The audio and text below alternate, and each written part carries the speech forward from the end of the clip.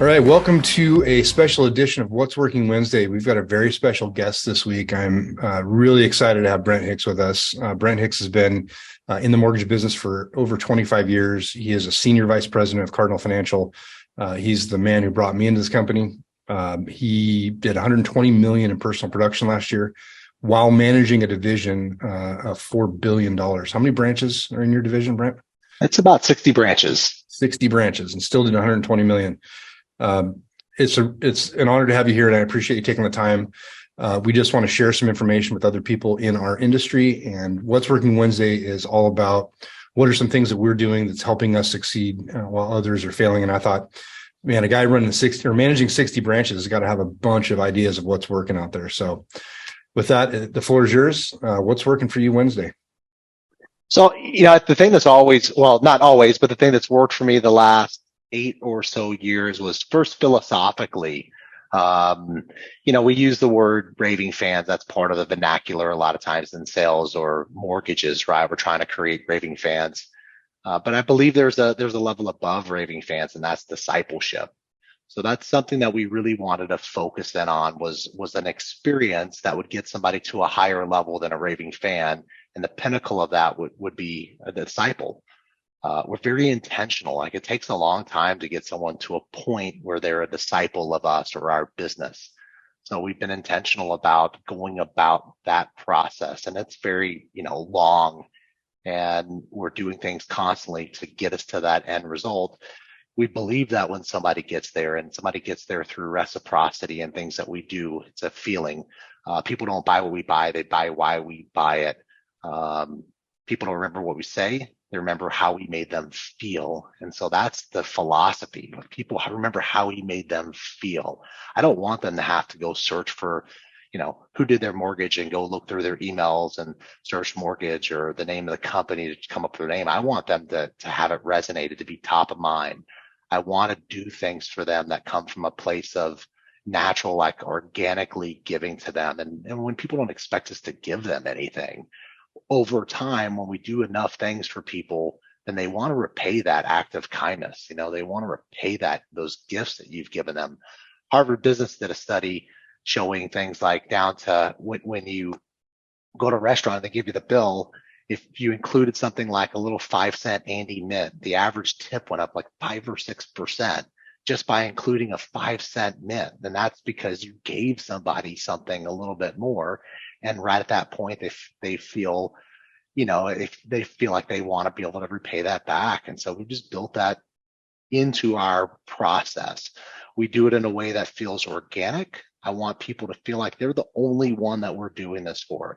I don't like tchotchkes. A tchotchke would be, somebody gives you a sticky pad or notepad that's got their brand on it.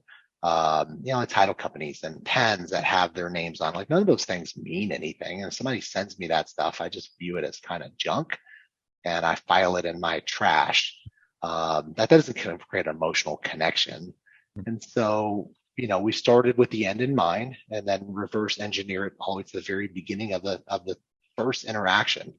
And it ultimately comes down to the very first contact. So if somebody refers us something, then we're automatically sending a thank you card every time somebody sends us a lead. We never send anything to anybody based off of an actual loan. That would be a RESPA violation. But if somebody sends me a referral, I'll send them a handwritten thank you card, put a scratch off. And then every day we write handwritten thank you cards to future disciples, future clients. I'll stop there. You'll hear me sometimes in the words that I say, the vernacular that we use is very intentional too. So I like to use the word future disciple, because that's what we're going towards. A customer is not what I'm dealing with, maybe a family, but we want everybody to be in the mindset of our future disciple, because that's the end result. So we'll do a handwritten thank you card right then and there. I want those thank you cards to go out the day that we got the referral, the day that we first talked to that future disciple.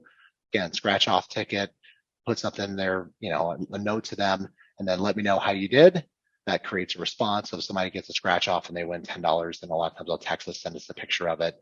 I wanted to go out the day that we first spoke to them, because my intent is that hits their mailbox tomorrow. Often people are shopping us in the mortgage space, but a lot of it comes down to trust. And so something like 70-something% of people go with the first person they spoke to. By me sending a handwritten thank you card the day that we talk to them, the intent is to stop them from maybe making the second or third contact. And it's to start to build psychologically, subtly trust. They get that in the mail, they come home the next day and they've got the scratch off ticket handwritten thank you card at the lost art.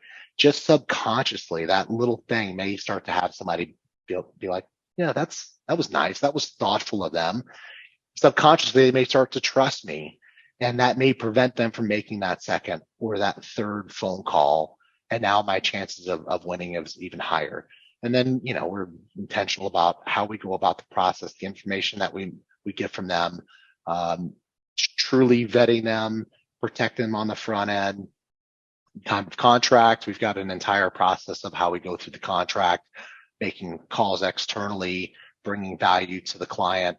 And then we get their contract in, submit the loan gets approved. The day their loan gets approved, I send them warm cookies. When people work from offices all the time, we'd always send them to their office because we wanted the warm cookies to be shared. That would be what the response was. A lot of times people walk around, they share these warm cookies, which creates conversation and plants some seeds that later on somebody may come back to them and say, hey, who was that lender that, sent you those warm cookies that did your mortgage? And that just sparks something that later on may come back to us. Now, a lot of times we send it to their house. We figure out where they work from, but that goes out to them at time of close. We send them a closing gift, something like a customized doormat that would have their initials, allow them to customize it for them and their family. But now the transaction, quote unquote, is done. And that's when most of the time people stop. That's when actually we increase the intensity of things that we send to people. Year one, we send 5 gifts. So Memorial Day, 4th of July, Thanksgiving, and Christmas, we send them gifts along with their birthday.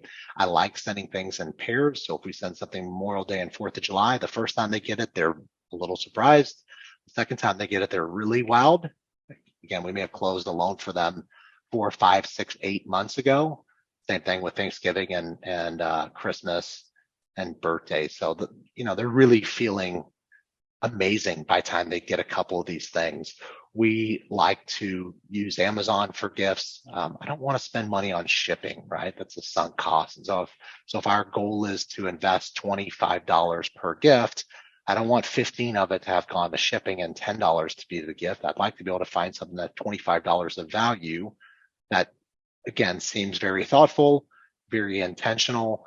We'll put a little note in there and say, if it's Yeti cups or little wine tumblers that are Yeti type. I don't use the Yeti brand. I'll use something like that. And it's like, oh, my wife and I recently found these and love these as, we're hanging out by the pool over the summertime. 4th of July, we'll send them a stainless steel grill set. And then it's something like, hey, I hope you and your family are enjoying your home and get to use your backyard over the 4th of July. Just thinking of you.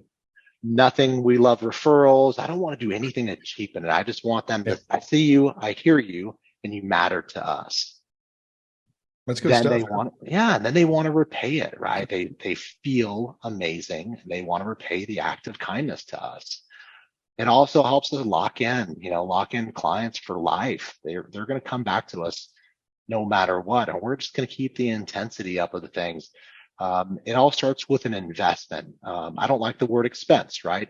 A lot of times if I was sending them something, I would think, okay, I'm spending X. Spending or expense has pain associated to it. There's no pain associated to this. I'm investing in my future disciples. I'm investing in my clientele, and I'm investing in the long-term sustainability of the business. So again, back down to the vernacular and the energy behind it. We just look at investing $125 per future disciple. And that's what we utilize after we've closed the loan. Quick question for you. You mentioned future disciple. Is that, other people I've heard say things like raving fans. Is that a different level than? Yeah. So Spencer Johnson wrote the book Raving Fans, and that's an acceptable level of experience, but we want to be able to level it up. And I think a disciple is someone that will follow you and someone that would, kind of speak the doctrine of what it is that we've built. And it's also down to the reticular activator and energy around it. As we've done things for people, now they are out there actively trying to find other people that they can refer to us. And then the reticular activator goes off if they hear the word mortgage, finance, real estate, refinance. Any of those things will trigger with them. And a reticular activator is people notice other people with kind of similarity. So if you've got the same watch, if I've got an Apple Watch, I notice people with other Apple Watches. If I drove a certain car, then I notice other of those cars. If I'm a lady and I'm pregnant, right, I'm going to notice other pregnant people. And so that's what a reticular activator is. And it just triggers. They also edify us in a way that validates us, the experience, and the person is less likely to shop us when somebody comes in and they really rave and they have so many good things to say about how we made them feel, what we did. They've already validated us with that referral. All right, man. I really appreciate your time. For those of you who this is your first experience with Brent, I don't want to let the cat out of the bag, but it won't be your last. We're very excited to have him on the team, and I am a disciple of yours. So I appreciate it. Thank you very much for your time. You bet. Thanks for having me on. You all have a wonderful day. Yeah, be sure to like and subscribe and share this with other people you know.